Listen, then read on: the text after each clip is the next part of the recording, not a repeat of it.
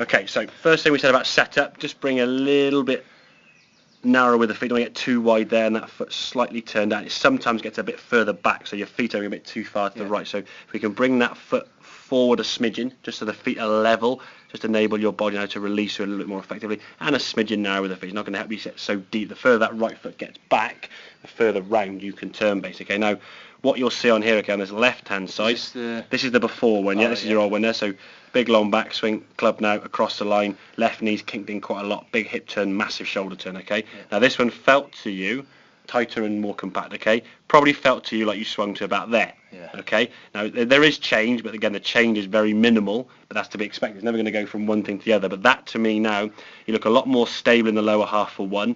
Your hips haven't turned quite so much. You've still gone, I say, a hell of a shoulder turn there, even though you're resisting the lower half, okay? Yeah. That to me is more than enough power.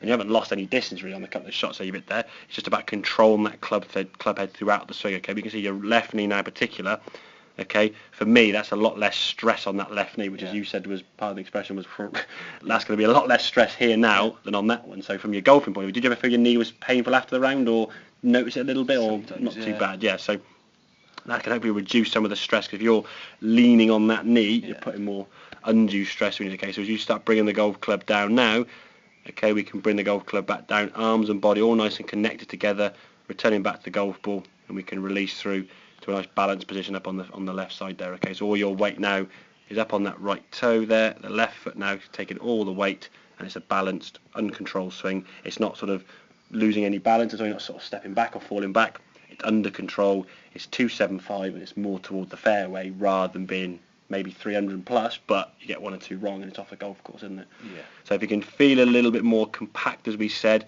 so it feels to you in terms of the shoulder movement, your arms and shoulders taking the golf club back, then over the lower half movement staying nice and resisted.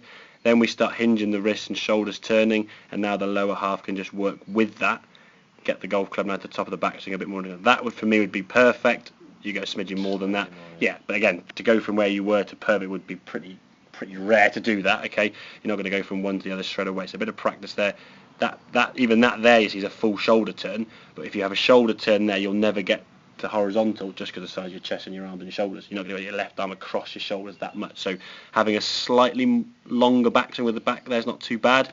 But that, to me, is a more controlled backswing than him on the left-hand side, yeah? That does that you could potentially lose a bit of balance there.